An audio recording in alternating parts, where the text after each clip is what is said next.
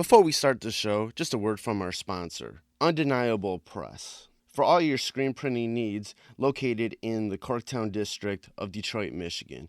If you ever need any t-shirts or any other little promo accessories, posters, or whatnot printed up for you, go to Undeniable Press.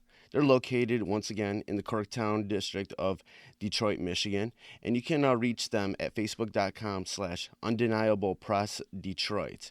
And those same guys who do Undeniable Press also have a clothing line called 20 by 20 Apparel. It's very much wrestling themed, all sorts of nostalgic themes in regards to the history of wrestling. And you can go check out their clothing line at 20x20apparel.com. That's the number 20x, the number 20apparel.com. Now let's start the show. Fresh is the word.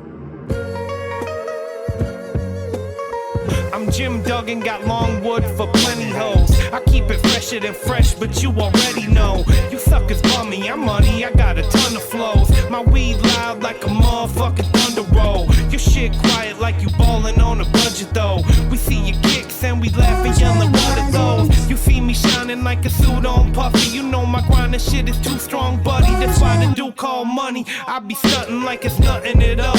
Cause it's nothing to me, it's probably something to y'all. Trying to smoke like me, then come and fuck with your dog. Got a closet full of kicks, you can't cop it them all. And I'm fresher than the freshest, you can tell it's in my essence. Bitch, you see the way I'm rapping, yes I do this shit to death. Until I'm running out of breath, or tell somebody cut a check. But either way you know it's fresh, and either way you know it's fresh. Fresh, we fresh.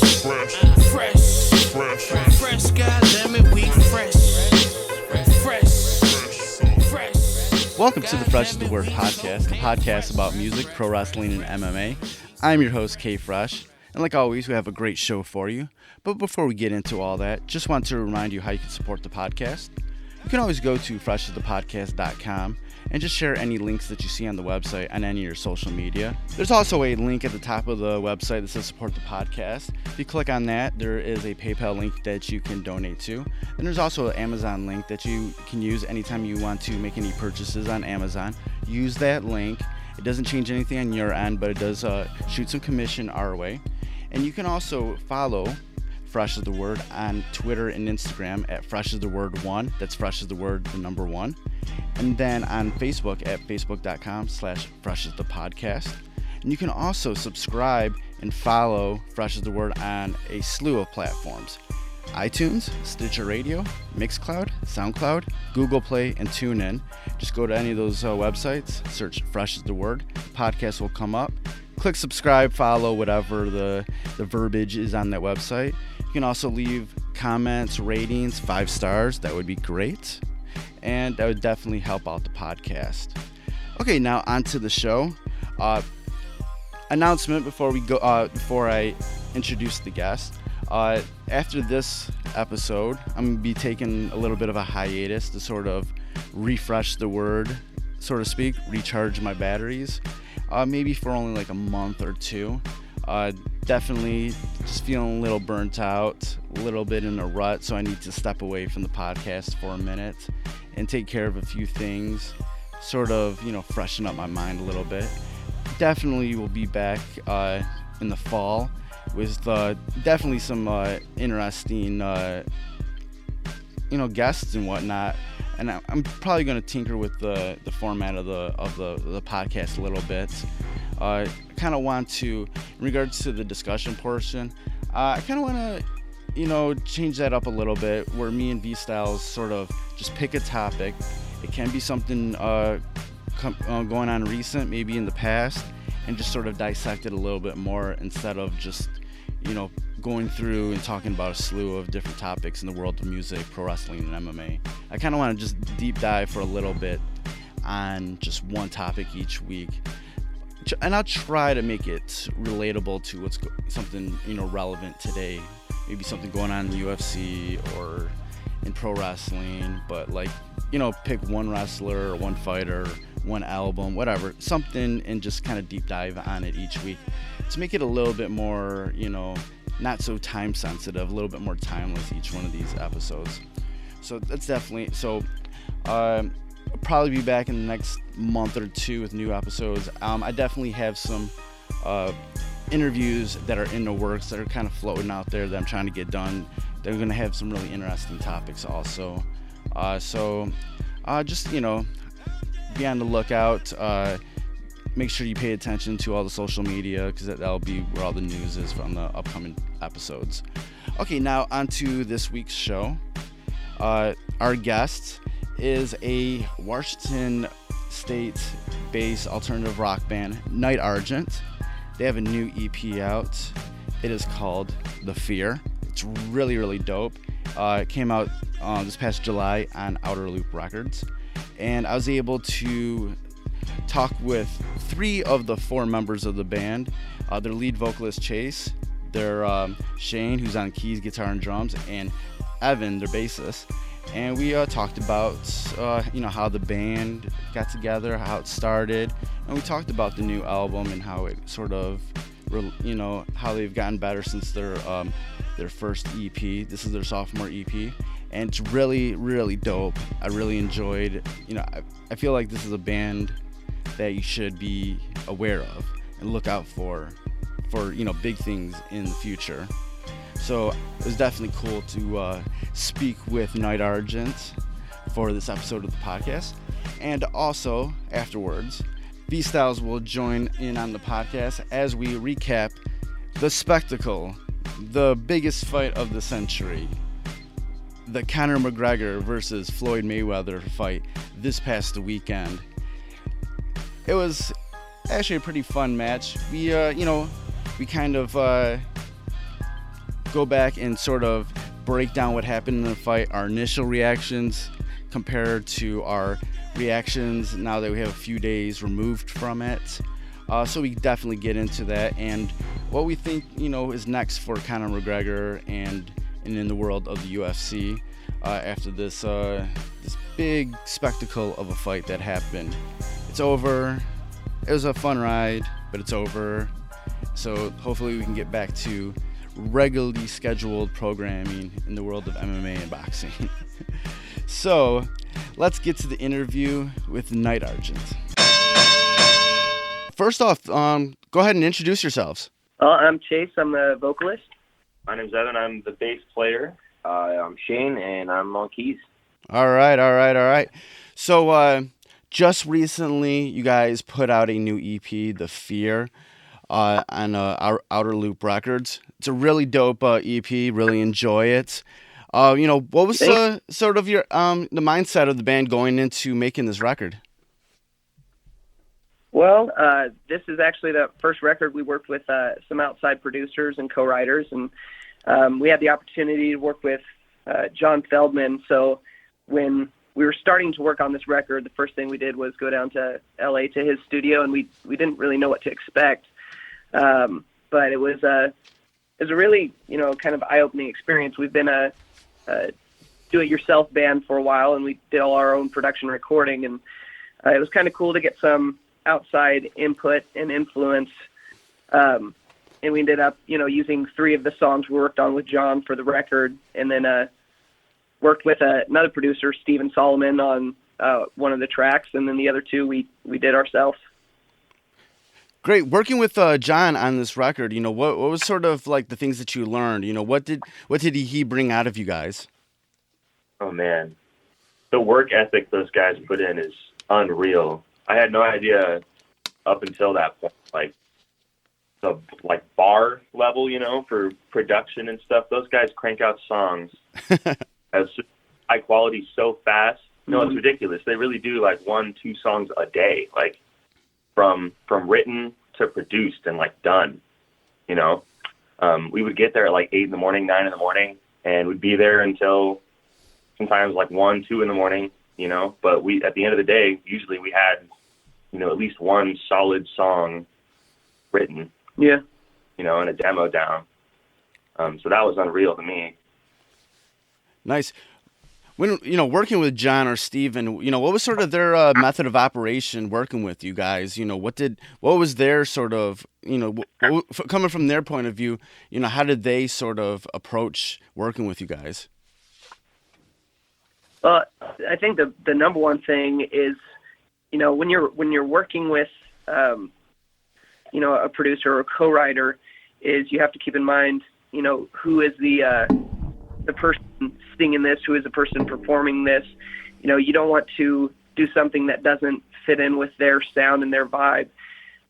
So they definitely took the time to kind of talk with us, get to know us, and try to help add their own perspective on our voice rather than forcing their voice upon us. Right. How did it happen that you guys, ended up working with these guys? Well, actually, that was a result of us winning the Ernie Ball Battle of the Bands Okay. a couple years back. One of the prizes was a 3-song package with Mr. John Feldman himself, who was one of the judges there. So it was something that we tried to schedule multiple times before, but whenever they were free, we were busy. Whenever we were free, they were busy. And it took a long time to get to the point where we were actually both open at the same time, but it actually worked out for the best because it gave us time to promote our old EP after we released it, and then go down and just kind of start fresh, going with this new mentality of our other EP is done. It's been out for a while. Let's go in. Let's try something different, and however they want to do things, let's be open to it and give it a go.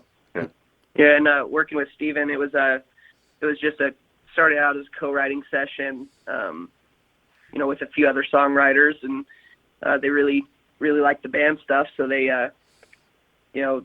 they wanted to write a song with us for the band, which was pretty cool. So. All right, you guys are from Washington State. What part of the state are you from? Tri-Cities, so southeastern Washington. Yeah. Yeah, the driest corner. Yeah. Nice. How long has this band been together? Like now 5, 6 years now. Yeah.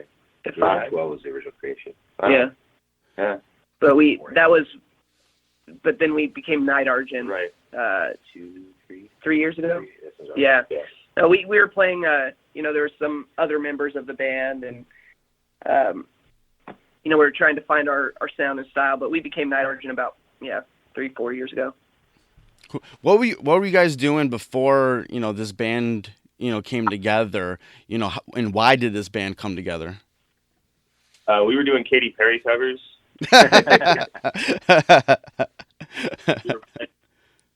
Areas for 3 months at a time. Yeah, no, I mean, when we first started playing together, it was, trying to find our sound. And prior to that, we were all in different musical groups. And, yeah. Shane and I have been friends since, like, middle school. We've done music together, ever since started doing music.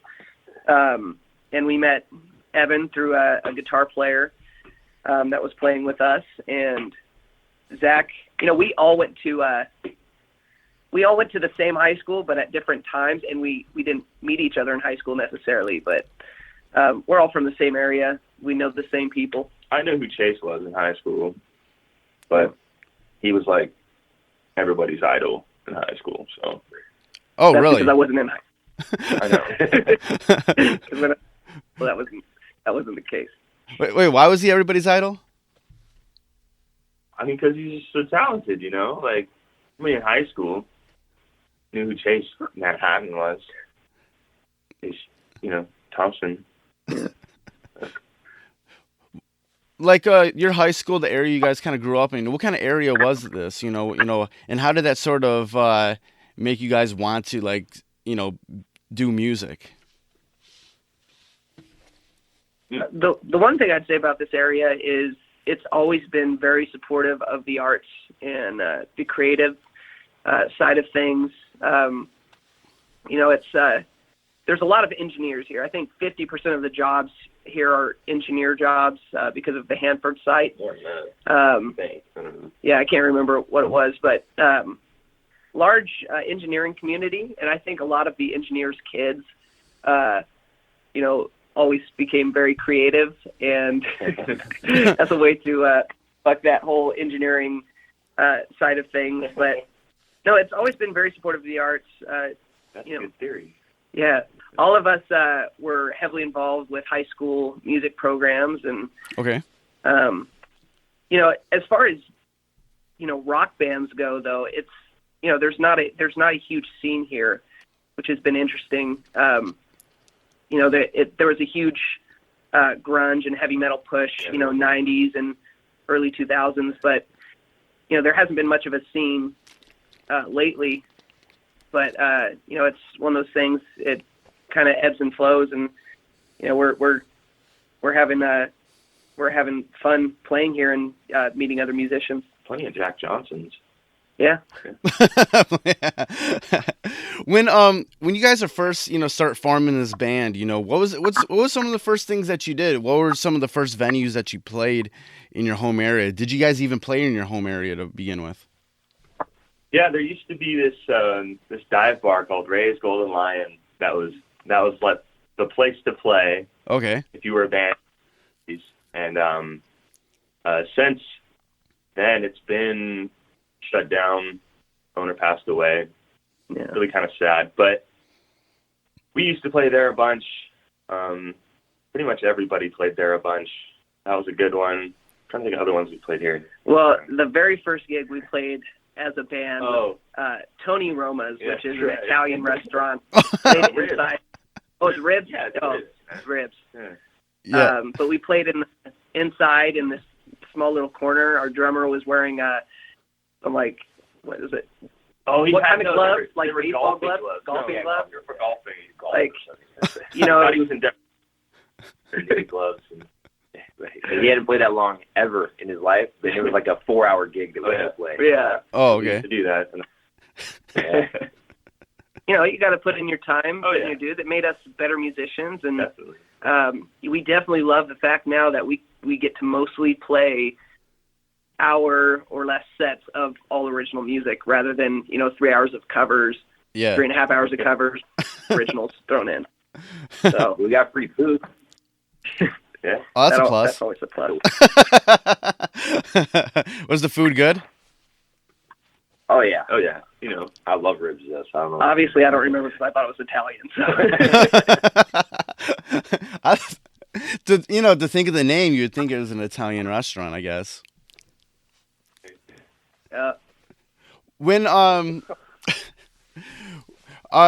what were some, growing up, what made you guys want to just get interested in being musicians anyway? What was those first thoughts about, hey, I want to pick up a guitar, do the drums or whatever? What were those first thoughts?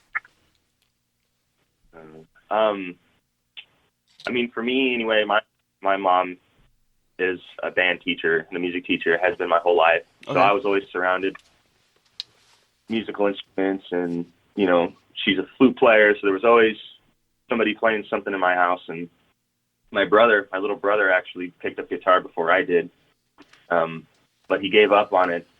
He's kind of got, I don't want to say stubby fingers, that sounds mean. That sounds older brotherish, but he went to school. I stayed home sick one day, and just snuck into his room and grabbed his guitar and played it all day. And I think by the time he came home, I had figured out, I couldn't play it right, but I'd figured out at least the chords to Stairway to Heaven. Okay. And he was mad. He was real mad, but that's how I got started playing guitar. And then I moved to bass from there. Which, Evan still hops on guitar on some of the stuff we do and absolutely kills it. Stairway. Yeah. Stairway denied. Yeah.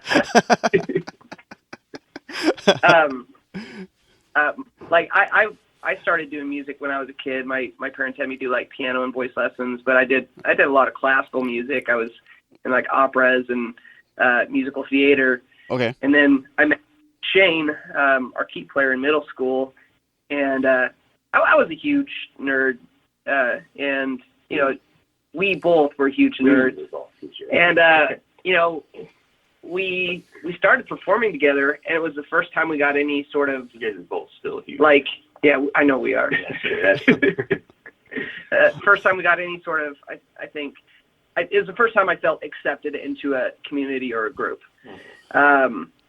was in that whole music community, and I found a way to express myself in something I was passionate about. And I think it was in high school, after talking with my piano teacher, and he told me that there's no reason not to go for it. He was telling my parents, he's like, you don't need a degree. You don't need to do anything. If you love music, do music, and you'll figure it out. And every parent wants to hear. Yeah. And, he's a really respected guy, and I was very lucky that my parents accepted that advice. And your son is terrible in my class. Make him do music. That's awesome. Oh, okay. Sorry. And the PE teacher. And the PE teacher. But no, it was, it was where my passion lied, and I wanted to continue pursuing that. Cool. What was some of the, the first, music shows, concerts, little shows that you guys ever attended? When I was in the 6th grade, Huey Lewis and the News played a show for a company to my house, and my mom got me and my brother up out of bed and drove us down there to see it, and he was god awful. I remember. Yeah. Anymore, but he was still doing it and still loving it. It didn't sound the best, but everybody in the crowd loved it. Yeah. I definitely remember that very vividly. Huey Lewis and the News. Yeah. No, my first concert, my dad took me to see Neil Young, who I had no clue who he was at the time. Okay. I was like 10 or 11, and it was my first introduction to weed. And everybody was lighting up around us and offering it to my dad, and he was like, "No, thank you." And he's polite about it. But I knew what it was, but it was the first time I'd been essentially hotboxed. Yeah, that's essentially what it was. Oh, basically. 10-year-old. Yeah. Impressive. I guess mine. I grew up in the church, and there was actually a Christian band back in the day called Plus One. It was like a boy band, like a Christian boy band. Yeah. And my parents took me and my two sisters to that, and that was, I think, my first concert experience here locally, actually, at the Toyota Center. It used to be called the Coliseum. Dude, were they wearing the long black cloaks when they were performing? Yes. Yeah. Dude, I was at that too, man. Quick spot. Oh, it was a good show. It wasn't bad, but it was cool to see all these people, screaming. And I love that, and I love the fact that they had such an impact on all these people. All these strangers. Chase and I were there. We didn't even know each other yet. Yeah. But we were both unified by this. Yeah. So I knew that I wanted to do that. That I wanted to wear robes on stage. And just watched the number 23 last night. It's kind of like so freaky, You guys being in the same not knowing each other. Wow. And now you're in the same day. Dude, it's like fate. Yeah. That's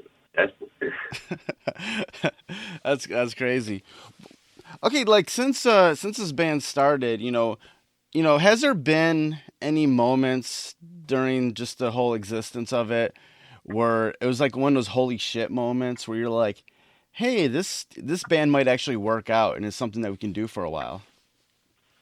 And when they announced us as winners of the Ernie Ball competition, that was, I think the way that they announced it was really more of an impact than, I don't know, because the way that they did it, he just got up on stage and he grabbed the mic and just kind of said, well, let's get Night Argent up here. They're the winners. There was no drum roll. There was no thanks. He just went out with it, and we almost missed it. I didn't know what was going on for the first 2 seconds. Yeah, and that was pretty holy shit.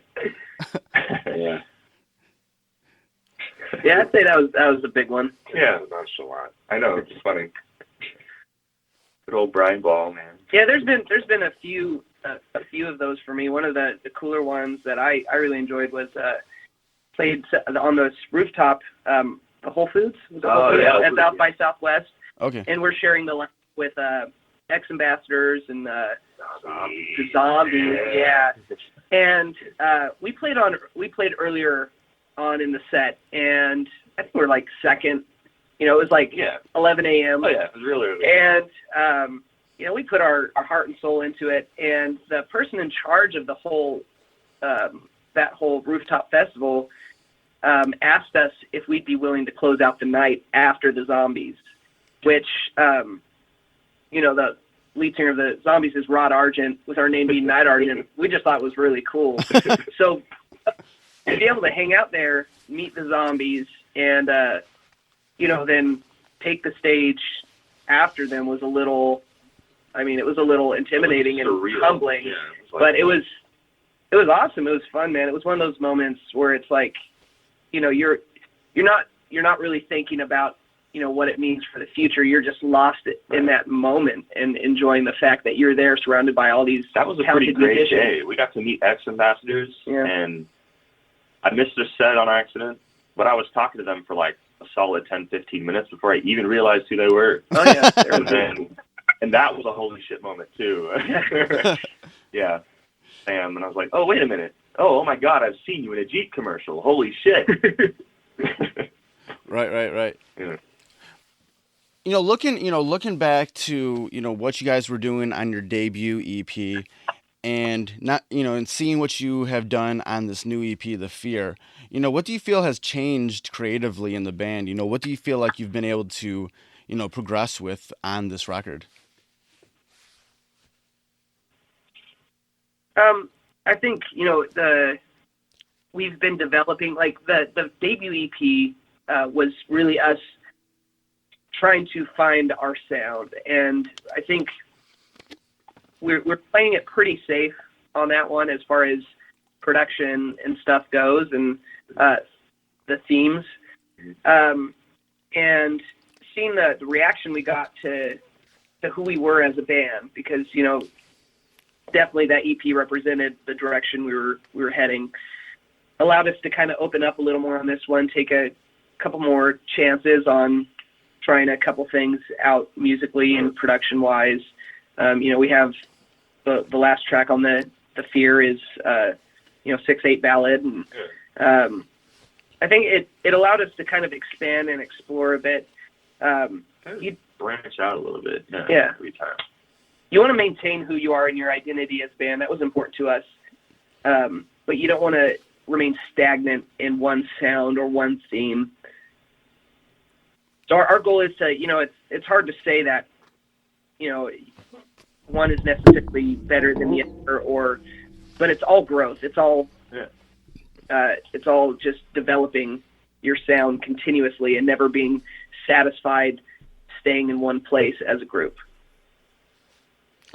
Definitely. What do you guys think you were able to, you know, accomplish as a band thus far, to be able to sort of break out of that Washington State locale and to be, you know, a part of like these festivals like Warped Tour, to be able to play at South by Southwest, to be able to play at Gentlemen on the Road? You know, what do you feel like, you know, what do you think has been successful in this band to be able to be accepted into those realms?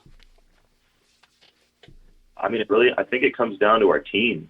I think it comes down to the people we have behind us, you know, and the fans and everything. Because a lot of the stuff that we've done has been through, you know, online competitions, people voting, you know, people listening to the music and voting on it and stuff like that. And I think without that support, you know, breaking out is pretty hard to do. You know, if you don't have people behind you like that. And we got a pretty great team of, like, you know, our management, our publicist, everybody like that is just really great. So.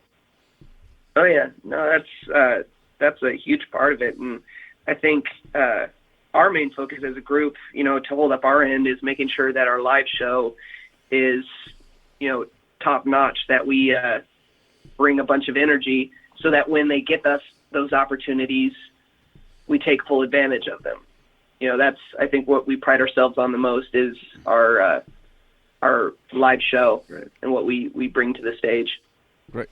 Let's talk about the live show for a minute. You know, like, you know, what is a, you know, Night Argent live show like? You know, and has there been any bands that you kind of looked up towards to like, like let's be more like that band, like, or I like that energy of that band. What's sort of the mixing pot that you put together for a Night Argent, like show?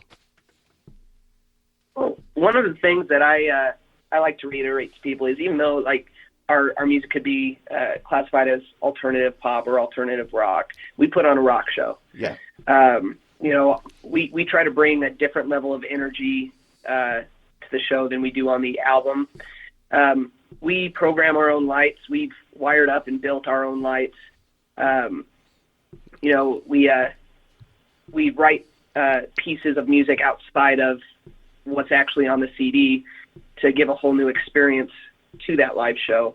And I think as far as influences go, I mean, all of us have very different influences, but like for me, as a vocalist, one of the live performers I look up to the most is Paul Meany of Mute Math. Oh, yeah. Just an insane performer, and musically they do things that not a lot of bands are doing. Right. Great. Absolutely. Yeah, let's talk about the new EP some more right now. There's 6 songs on it. I really enjoy it. That's kind of break down some of the songs on there. Like the first song on there, Mannequin. I really love this joint. What you got anything to say about this record? Yeah, I mean, so this is the one we worked on with Stephen Solomon, and this was a track that we did in one day, and I think as soon as we finished the demo version of it, all of us were pretty solid on it being on the record and being one of our favorite tracks. As far as performing it live, I think that's when the songs we're most excited to start, incorporating the set a lot more. Off the last EP, Kamikaze was the kind of go-to power ballad that we really enjoyed playing. I think this adds to that. Right. The next song on there is Dreamcatcher. I love this record. I love this song. That's probably my favorite on the EP. What's the story behind that song? That was actually one that we wrote with Feldy down in LA, and that it was cool. It was the song that he'd start a bunch of different ideas. The guy, he was so fast paced, but he was so able to hop between different ideas like in an instant. Like there were times I had no idea where he was at, like what he was talking about. Never off. Yeah, he's just always going. Yeah, it's amazing. Brain goes 200 miles per hour at all times. But this is one when I remember he said, all right guys, I have an idea. Everybody out of the room, and he kicked everyone out of the room like instantly except for his engineer. And they were in there for a few minutes, and then he's like, all right, come back in. And then they showed us this thing, and it went from like this scratch idea to like this massive, like beginning of a rock song in less than 10 minutes. And I was blown. So like once we heard the idea for it, for me at least, I was like, I love this. This is going to be one of the singles off the new EP for sure. Mm-hmm. Yeah. So I knew right away it was going to be one of the singles. Definitely. Yeah. Oh yeah, it's an incredible song. What about Heartbeat? So that's another one that we started with working on with Feldy. It actually started out with a different name, but as we were going through production, we continued writing the chorus, and that was one of the ones we were unsure of. I think at first it was a little different for us. But after spending some time playing with it in our studio and playing with it live, we really start to wrap our heads around it and make it our own. So that one was, probably the final one, the one that we, placed onto the EP last in our heads. Right. Great. All right. What about the title track for the EP, The Fear? That's the last song we wrote for the EP. That was, we had gone through some things as a band, and we're figuring some stuff out, and the inspiration for that song came from that. And the message behind Dreamcatcher is very similar to The Fear. this idea of not letting, not letting this fear stop you from achieving what you want. Don't let the, what was the concept that John and I talked about? Not letting the negativity stop you from moving forward. If you have people around you doubting you, and don't listen to the haters. Yeah, pretty much. Yeah. And that's the fear just kind of tied up the EP, thematically, and it wrapped all the songs together as a whole. Right. Yeah, that's a good message. What's Immortalized? Oh, that's one that we've been playing for a couple years now. Yeah. That song has been in our live shows for a long time and has changed over the years because of our live shows. You write a song sometimes, well, pretty much all the time in this band, we play it a lot before we ever really get like a recorded version down sometimes. And so, we'll find things that people love in the audience and we'll, incorporate that into the studio version. And that's happened a lot with Immortalized. But that song, Chase wrote that about his wife, I think, right? Well, yeah, actually, one of my kids, just the whole concept of, family in general, of how, no matter what happens, my dad lost one of his firstborn son when, his kid was 7, and his dad, he lost a lot of people. And, as a songwriter, musician, you don't only draw from your own experiences, you draw from the experiences of those around you. And while writing Immortalized, I had just had a kid, and I tried to put myself and try to wrap my head around what that must feel like, and how you deal with something like that, how you deal with such a great loss and losing such a big part of you. And that's what Immortalized came from, just this idea of, my dad talks about, even though, these people in his life aren't here anymore, they're still a part of them, and he, they'll be with him forever. It's that song, it was written a few years ago, and it just didn't, I don't think it really felt like it was in the right place on the first EP. And when we put it with the rest of the songs on this one, it just felt right. It clicked. Yeah. How did your dad react to that song when you first heard it? Honestly, it was so long ago, I don't remember. But no, he's always, he's always been really supportive. Incredibly supportive. And, I'm heavily influenced by my dad. He's always been one of my biggest heroes. And a lot of my mentality and mindset goes into my writing. And a lot of that was, shaped by him over the years. The whole concept of overcoming the fear was something that he hammered into my head all throughout high school, of not letting fear stop you from going after your goals. So he's always been really appreciative of the fact that when you have kids, they don't always listen to you. And the fact that I have absorbed some of his messages that he's tried to hammer home to me, I think is something he really appreciates. Awesome. All right, the final song on the EP, Dream of the Ocean. Mm-hmm. That song is really kind of, we wrote it all together. Everybody kind of chipped in for that one. The lyrics on that one, I think, at least for me, are pretty meaningful. It's almost like a love song to our hometown. Yeah, really. We talk about Juniper Dunes, somewhere there in the bridge. That's actually an area right outside town. Top of the World, that's another area right there in Kennewick, I think it's just us, as we're growing as a band, and hopefully seeing more success. Fingers crossed. Making sure that we still know where we came from, remember where you're from, your roots. Yeah. Definitely. I forgot to ask you guys this earlier on, but how old is everybody in the band? So Zach, who's not here, is same age as you, right? Yeah, he's a couple months older than me, but he's 24. Yeah. Him and Evan are 24. Shane and I are both 31. Okay, all right, cool. Yeah, now that this new EP is out and you kind of have a little space from it, from finishing it out, what's your kind of thoughts looking back at the Fear about what you've been able to accomplish on it?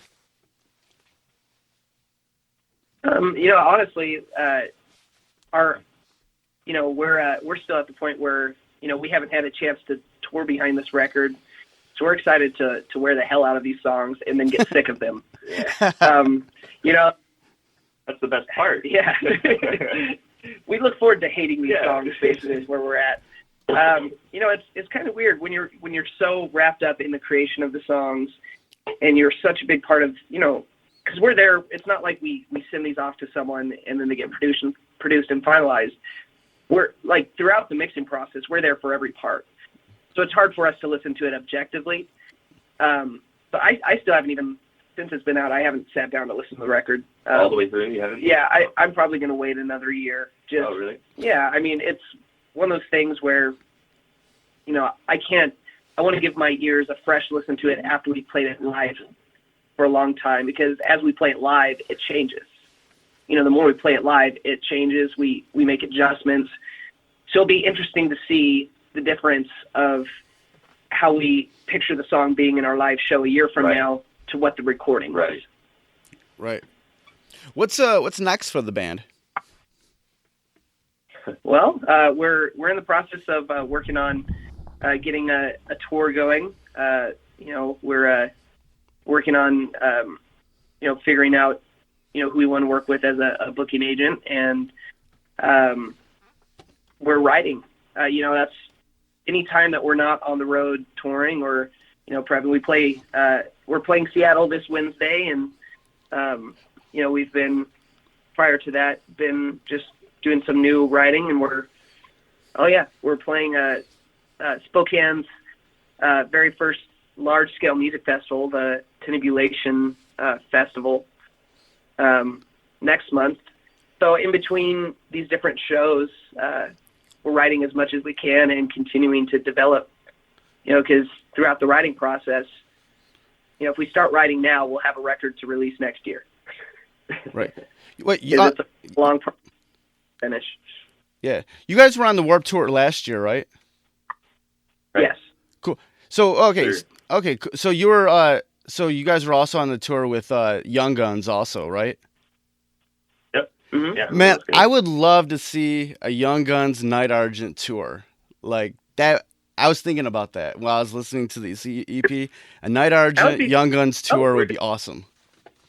Yeah. We'll pass that on to our manager and tell him to make it happen. Yeah, maybe that'd be like a dope like UK tour for you guys. Young Guns, Night Argent. I had another band in mind too to put in that package, but I forgot what it was. But I know it was like you two, like Young Guns, Night Argent. That would be an awesome UK tour. Well, I thought you were saying U2, the band. Night Argent, Young Guns. U2 opening up. No, I just meant U2 bands. But hey, shit, you guys could play stadiums. Hey man, well you text us once you figure out that third band. You got our number, and we'll do it happen. Cool. We just love playing. Definitely. All right. Yeah, it's been great talking with you guys. What if anybody wants to check out Night Argent online, where can they go and check you guys out? They can go to our website, nightargentofficial.com. We have links to our social media on there. But if you go to like Twitter, Instagram, Facebook, just type in Night Argent, search for us. You'll find us. We're the guys wearing all black. Right. All right, man. It's been great talking with you guys. Good luck on everything. Hopefully you guys get some good touring coming up soon, and good luck on the new record. Thank you, sir. It's great talking to you. Definitely. You guys have a good day. Yeah, you too. Bye. Later. So that was my interview with Night Argent. go pick up that new EP, The Fear. Came out this past July via Outerloop Records. It's really dope. And now on to the Fresh is the Word discussion portion of the show. And like always, I'm joined by my co-host, pro wrestling, boxing, and MMA connoisseur, Detroit hip-hop artist, and proud Marine, Vstylez. What up, though? What's up, Kelly? How you doing, man? Same old, man. Finally, Right. we finally got past it. We got past the fight of the century, the big spectacle, Mayweather and McGregor. It's finally come and gone. Yeah, we did. And how sweet it is. Right. And when it comes down to it, wasn't a bad. It was pretty much a fun fight. It lasted 10 rounds. Ended up being a TKO in Mayweather's favor. Not too big of a shock, but it's pretty much everything that you kind of planned out. Maybe a couple rounds longer, but it's pretty much what you expected from it. Kind of lay everything out for what happened in this fight, and kind of in comparison to what you said before and what actually happened. All right, you got it. I didn't realize that, it took a couple rounds for me to sit back and see what he was doing. I thought this was going to be two fighters trying to counter each other. And what Floyd actually did was he used one of the oldest tricks in the books, especially when you're talking about boxing. We talk about one of the oldest tricks in the books is you're sparring and you're coming toward a person with your guard high. Typical fighters wouldn't, a person that's not seasoned wouldn't recognize that a person is just letting them try to blow their wad. And what I mean by that is if I'm coming towards you and I'm throwing my all at you, after a while, two things are going to happen. One, your shots are not going to be effective, because it's, if those shots meant anything as far as the punches he was throwing at Floyd, if they, was fire like that, Floyd would have never continued to come forward. So essentially what Floyd was saying is your power ain't shit coming toward him, for all 10 rounds. Right. Floyd took his shots, kind of tired him out a little bit, and strategically started landing shots that were going to affect them towards the end of the fight. Floyd didn't use a jab the entire night. I think that's one of the more amazing things about this fight. Floyd uses a jab most of the time in his fight. And instead of using a lead jab, all he threw was, over the top rights, over the top lefts. Yeah. Throwing all power shots. Not once did he throw a jab. So I'm sitting there here why is he, coming forward? I'm like, oh, wow, man, I get it now. I get what he's doing. He drained him out, his cardio was pathetic like it normally is. So, Floyd, understood, take this dude to the deep waters, let him punch himself out, and then I'll knock him out later. And that's exactly how it played out. Now, since Saturday, I've looked at this fight probably 15 times, and after giving Conor credit, I gotta take that credit back. Simply because Conor fans are idiots, and what I mean by that is, Conor landed 111 punches. That's more than anybody ever Floyd Pac-Man, blah, blah, blah, blah, blah. Okay, those chops, those illegal chops, the pity pat punches that you were throwing. I mean, I won't front. He did land a couple, he landed an uppercut. He landed a couple shots. But believe me, if you throwing 111 punches and you're getting paid $100 million plus when everything is said and done, you're supposed to land something. What's disrespectful is you got, Connor's fans don't realize that Floyd came toward him the whole fight. And, I had somebody today say, man, your boy, I don't respect him. Connor landed this, that, and that. I was like, his percentage was only 26-27 throughout the whole fight. If his landing percentage is 27%, the entire fight, right. Floyd's shit was plus 50 and throwing power shots. Yeah. So that means he made his shots count. Floyd didn't respect that, man. Power, and I was like, go ahead, keep on throwing. Come on, keep on throwing. When we were sitting up here watching this fight, we were looking at Conor at the end of the third round, and we were looking at him like, oh yeah, you can see that he's gassed. So it was only a matter of time before the inevitable. Conor got completely outclassed.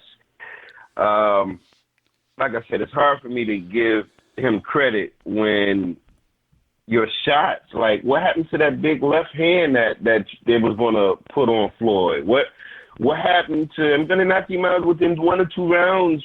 What happened to anything that you said that you were going to employ, strategic wise against Floyd Mayweather? We didn't see anything on Conor McGregor's behalf. To the blind fan who don't understand boxing, what he was doing was just great. And me, I'm just looking like, wow, those illegal shots. Okay, those shots are not effective. Okay, is he outworking Floyd the first round? Oh yeah, he is. But that was part of the plan. And if anybody don't see that, I don't understand how you don't see Floyd Mayweather, a man that never generally comes forward. He usually fights off his back foot and waiting on you to make a move to counter your move. He didn't do that this fight. He didn't respect that man's power, so he kept coming forward, wore him out, and I was off by 2 rounds. Normally Floyd takes, a minute and a half of the first round to figure you out. Well, with Conor not really having any footage, except MMA footage, they almost had to guesstimate what he was going to do. And you could just see what they were doing, what they were trying to employ, man. And after a while, those 1 or 2 shots to the body turned into 3 or 4 shots to the body. Take out the body, then take out the head. And that's just exactly, that's how it worked out. So I give him credit and salute to him on getting this money. That's the big thing. But as far as being impressed, no, I'm not. I can't give you any credit. Connor's fans think that he's supposed to, he went 10 rounds of one of the greatest of all time. Just because Floyd let him go 10 rounds. Now, if he's getting the ring with Canelo or Triple G, them dudes are killers. They would have tried to knock his head off in the 2nd and 3rd round. So, he should be grateful that he got what he got. And I honestly believe this is the highest he can go in his career as far as when you talk about achievements. I really believe that we're about to see the downfall of Conor McGregor in a minute, especially if he fight Nate Diaz in this trilogy fight coming up soon. Right, and in the way that Mayweather was going about this fight, he didn't really expand any sort of real energy in his. He didn't lose any sort of energy during the fight. He kind of kept it for the later rounds to where when he was building up, he didn't gas out, and he purposely didn't gas himself out. Yeah, to me, it was a beautiful game plan, and it was, other than walking him down, it's like I didn't even expect him to walk him down like that, but that's tiring him out a different way. Yeah, he wasn't even like dancing around like he did in other fights. He walked him around and let Conor sort of, you know, expound all that energy, throwing punches and whatnot. And he knew he could take those, punches because Conor's still not used to being a boxer and throwing those, and relying just on punches in a fight. Yeah, totally agree. Conor got the Willie Walker ticket though, so you got to give him props on that. Right. I give him props on that, but anything else is like, dude, if Floyd really wanted to, you could have been, power-wise, he's not Triple G or Canelo, but he could have found another way. I mean, Floyd employed a game plan. It worked to perfection, but there were other ways Conor could have got it. His footwork is not as bad. He doesn't have traditional boxing footwork, and it's not as bad as I thought coming from the offensive end, but defensively, his feet is horrible. Just like you know how to fight forward, you got to know how to fight backwards, and that's one thing Conor couldn't do. Right. Conor couldn't fight backwards, and fighting backwards, especially when you're inexperienced like that, you're going to burn a lot of juice, and that's just what happens. So, salute to him on that end, but other than that, you don't get no props from me. His fans are delusional at best. Yeah, him and Manny Pacquiao. Yeah, him and Manny Pacquiao got the craziest fans. They are loyal and delusional at the same damn time. Okay, was there anything about Conor's performance that was a positive or better than you thought?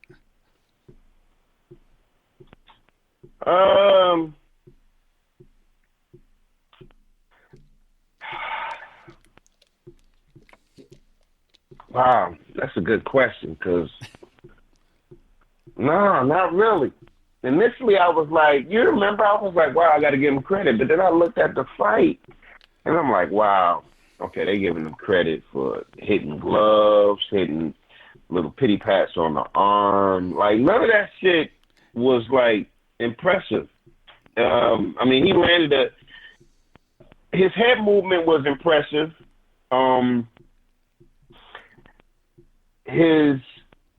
He throws awkward punches. He's not as bad as I thought he was boxing-wise, but truthfully, I think he should stay in his sport.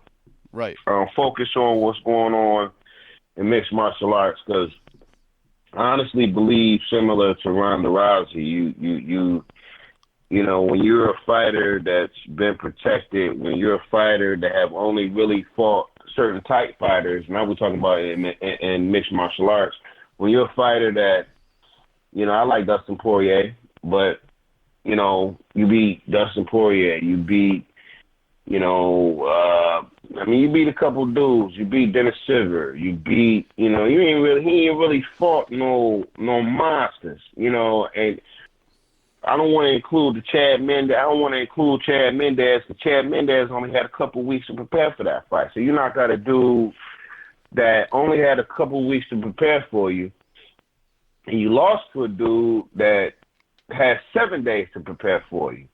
See, it's smoke and mirrors with Conor. Don't get me wrong. Right. The left hand is all great, and you see the shit that he does, man. But he's also been protected from fighting people that will possibly put him on his back. And I say the most impressive thing he's done mixed martial art wise, something that I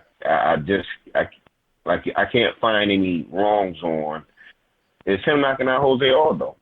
You can't front that he knocked him out in 12 seconds. Right. That's a pretty amazing feat. But other than Jose Aldo, I can't say that it's like, wow, man,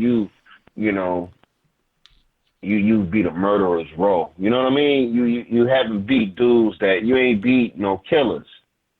I think if he could successfully defend his belt against Khabib, if he could, I think Tony Ferguson could get with Conor. I think it's a lot of fighters in the lightweight division that can get with Conor. Oh yeah, he knocked out Eddie Alvarez too, but I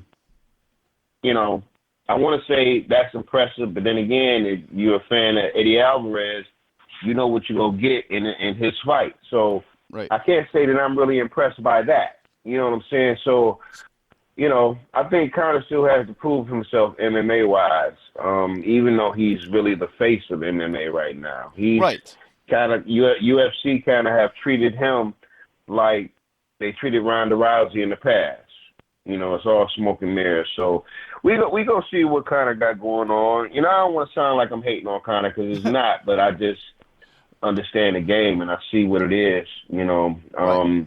His next fight, is not going to be, it's either going to be Nate, Khabib, or the winner of Tony Ferguson, Kevin Lee fight. And speaking of which, I think you might know where I'm about to go here.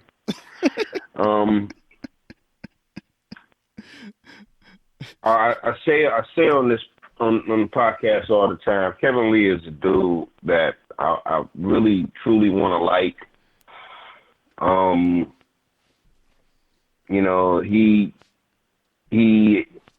He reps the D strong. I will say that he reps it. But when I look at where he's from, where he was born, where he went to school at, Southfield is not Detroit. Grand Rapids is not Detroit.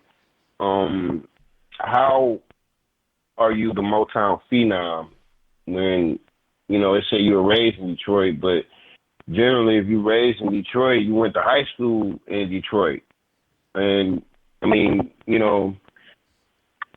I was born in Detroit. I grew up partially, in Inkster because that's where all my family is from, but I'm from Detroit. I went to high school in Detroit. I rep Inkster, but I will never rep Inkster before I rep Detroit. Right. Because I am a Detroiter. That's what I am. Born in these neighborhoods. Born at Hutzel. Being in these Detroit. This is where I'm from.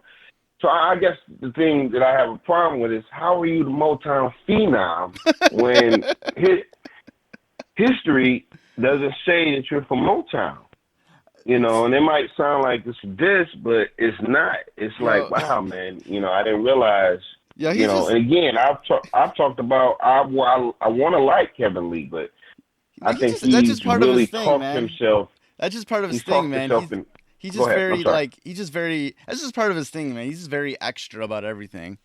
I remember, dude, pink Adidas jogging suits.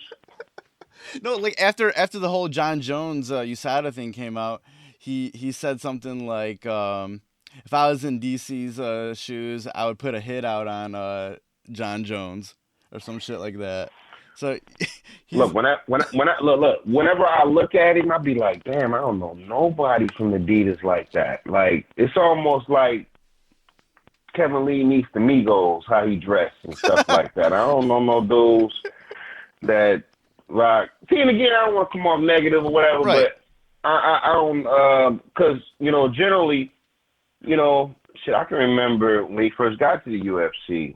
And I hit him on Twitter every now and then. I don't know him, but I've talked to him a couple times on social media. Right.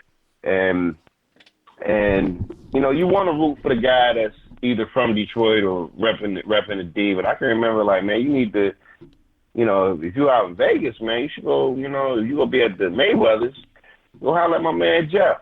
And he kind of like laughed at me. And it's funny now that I see him years later. At Mayweather's gym, around Jeff and a couple other people. It's like, wow, dude, he a young dude trying to find his way. Right. But he is super extra, man. So I just really think Tony Ferguson, I think Tony Ferguson, got a good chance of winning that fight, man. I believe Kevin Lee talked himself into this fight, and by process of elimination, he's the one that got it. Yeah. Because, you look at Khabib's situation, he wasn't ready. So, good for him. I guess good for him. But you're only as good as your competition, and I just think, Tony Ferguson is nice, man. It's nice. And I don't know if his level is on the same level as a Khabib or somebody like that. So, right. Good for Kevin Lee. Let's see if he can take advantage of this shot. But I still don't know nobody from Detroit like that. That's my whole point of even saying that. I don't know nobody from the D that's even like that. Okay, kind of going back to Conor McGregor. His last UFC fight was last November for UFC 205 when he knocked out Eddie Alvarez to win the second belt. And and before that, he had the two Nate Diaz fights where arguably he lost both of them, but he's officially 1-1 on those. Like when you just see the whole landscape of the UFC, whether it be that division or just the money fights with Nate Diaz, if we do this trilogy, which is probably the smartest money wise to do next. Oh, they better do it. Like, they better do that. They better do that trilogy, and it better be done at the biggest card of the year, the New Year's Eve card or the year-end card. The one they do every year in Vegas, the one Brock Lesnar usually on. They better, they want to diversify their funds. They better use Conor for that fight. But go ahead. I'm sorry, bro. Yeah, but yeah, when you kind of look at the sort of the grand scheme of everything, like how many of these fighters do you think could give at this point in time give Conor McGregor a run and actually have a chance of beating him at this point? In the UFC? Yes. Shit, Khabib, Tony Ferguson. I don't think he's better than those two. I don't think he's better than Nate Diaz. Shit, let me hold on a second here. I mean, him and Kevin Lee would honestly be a good matchup. And I would honestly, I don't know, Conor left hand is a monster. I can't front on that. It would be, I think him and Kevin Lee would have a real exciting fight. I couldn't pick a winner in those two. I think that's a toss-up. But if you talk about Khabib and fucking Conor, oh, man. Khabib will rag down him all day. If you talking about Tony Ferguson, I think Tony Ferguson is a fucking monster, and I don't think he wants those problems, man. With somebody like Tony Ferguson to take his shot and keep it moving, keep coming right on in, like okay, let's go. I think Edson Barbosa these days would give him a problem. Like it's a couple people that will get Conor problems in that shit. Man, let's not forget about the dude that beat him outside of the UFC. That would be another interesting matchup if they ever if Conor goes on this mystic win streak. UFC might say, hey, you know what? Let's put him against Irish Joe Duffy. Joe Duffy has a victory against him. Yeah. So that would be interesting as far as from a Irishman, when you're talking about people that have history with each other. Now, they easily can promote that, but I don't think he's going to get past Tony Ferguson or Khabib. I just think, or Nate Diaz. I just think Conor has just reached his apex, and styles make fights. And if he don't land that big left hand, it's gonna be trouble. It's gonna be trouble. Cool. Yeah. What do you? Okay, I'm just gonna throw a name out here because I'm looking at the rankings right now for the lightweight division. What about the newbie for UFC, Justin Gaethje? Gaethje a beast, man. But see, the problem with Gaethje is Gaethje will stand right in front of him and throw shots. I think Conor would. I mean, don't get me wrong, no diss to Gaethje at all. But I think Conor would eventually knock this dude out. You know, and I like Gaethje, and Gaethje don't know how to lose. But I just think styles make fights. And you can sit there and try to throw bombs with Conor if you want to. But if he lands that left, you know, you're going to go down. You know, so only certain fighters can absorb shit like that. And Gaethje almost got taken out his last fight. That was a hell of a fight with him and Michael Johnson. Hell of a fight. Yeah. You know, former World Series of fighting champion, you know, Gaethje. I you know, I like that dude, but I don't know if that, I don't know, you know, with him standing in front of Conor, if that translates to a victory for him. Yeah, Gaethje's a little reckless, I would say. He wants to go in there and kill people. Super reckless, dude. And super reckless. And you can do that. You can do that against a dude that's not experienced, man. But that's what Conor wants. Conor waiting on you to throw so he could just counter. I mean, Conor, you know, again, not to hate, he showed me a few things, but you know, I was more impressed with the way he moved his head, avoiding a couple Floyd shots, man. But you know, yeah, I just don't. His style make fights. I think he would get Gaethje right now. Right. And before we close out this, this week's segment of the podcast, if the next fight for Conor McGregor is Nate Diaz, if they close out this trilogy, you know, what do you think Conor needs to do at this point to get ready for this fight and to be able to defeat Nate Diaz in a spectacular manner? He needs to knock Nate out. I still don't see how they gave him the last fight against Nate. I think Nate was the aggressor the entire fight. Yeah. McGregor had his moments. You know, he got hit in with a couple shots. But the key to beating McGregor is, you know, I'm not going to say Floyd gave the blueprint, but, you know, Nate wrote the blueprint.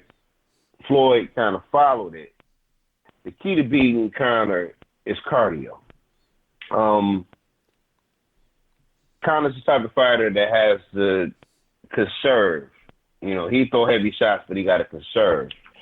Even he said it. He reaches certain patches in the fight to where fatigue sets in, and there's nothing that he really could do about it except fight through it.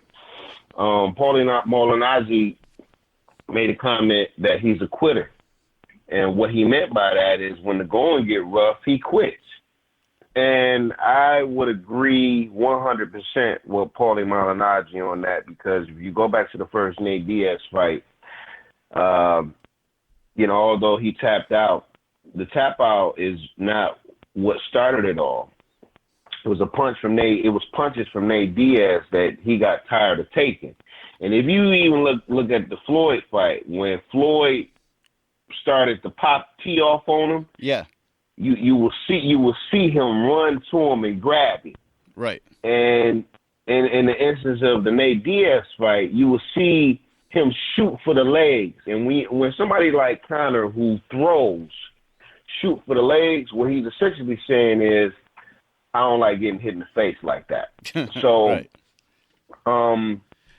I just think Nate Diaz right now, if he wants that lightweight title, now is the perfect time to go get it, because Conor, you know, he hasn't switched his game up. And cardio is something you just can't get overnight. He's the same fighter. Now you need somebody to get in there with him, last with him, land some shots, and take him to deep waters. Connor's not a deep water fighter, especially if you got, like, I could see Tony Ferguson just dismantling him. Like, Tony Ferguson loves coming forward. Yeah. He gonna take your shots and give. Like, that's a match. I could see, like, him and Khabib would be interesting because, you know, he's going to be trying to land that bomb on Khabib. And we want to know if Khabib, is he going to be able to get inside to just touch him a little bit. Right. And what I mean by touching, is not throwing hands. Khabib needs to grab him. And if Khabib grabs him, I don't care what Conor does. He's going to get ragged out, man. You're not going to fuck with a dude that grew up wrestling bears his whole fucking life. You just, you know, I'm still a firm believer that Khabib and Tony Ferguson are the top two dudes. Kevin Lee is, you know, well, see, you can't forget about Eddie Alvarez or Geechee. You know, they're there. Or Barboza. Kevin Lee's top 5. I'll probably say he's number 5. Or what about Barboza? Oh, see, he's a monster too, but it's up and down with Barboza. But I think Barboza is on point now, man. I mean, I think he's weathered the storm, and he's one of those fighters that has gotten better with losses. So I think he would give Conor, you know, problem. There are a couple fighters that in the lightweight division that would get Conor some problems, man. But I don't.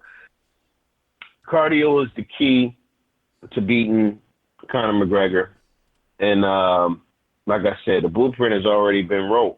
Who's going to follow it and go get that title? That's what I'm curious. That's what I'm curious about. You know, Nate got an excellent opportunity to finally be that Diaz brother to become UFC lightweight champion. So I can't wait to the end of the year to possibly see this matchup. And, you know, if we don't see that matchup, maybe we'll see a Tony Ferguson, or maybe we'll see a Khabib matchup. You know, Conor's not going to hold that belt. You know, and it's a lot of reasons for that. How do you get motivated when you just got over $100 million for a fight, when you're going back down to the numbers that you're about to go back down with UFC? Right. You know, so, yeah, it's you know, he should enjoy life right now because life will be changed. I'll say by the end of the year, we're going to have a new lightweight champion. Awesome. All right, that's about it for this week's edition of Fresh as the Word. I will be taking a bit of a hiatus after this episode, maybe for a month or two. We'll be back soon just to refresh the word, so to speak. But Vstylez, tell them where that you can find you online. You hit me at twitter.com/Vstylez. That's VSTYLEZ. Same thing with my Instagram /VSTYLEZ. Hit me up on my Facebook page, Official Vstylez /Official Vstylez, VSTYLEZ. And yeah, hit your man up, man. Follow my Spotify page too if you're into music, man. Vstylez /VSTYLEZ, man. Look out for the new album, Thor and Melon, that I'm proud of. Look out for this new video called Respect with me and my man Sky Zoo coming real soon. And, you know, fresh is the word, y'all. We'll be back soon. All right. Thank you. Goodbye and good night. Peace. Fresh is the word.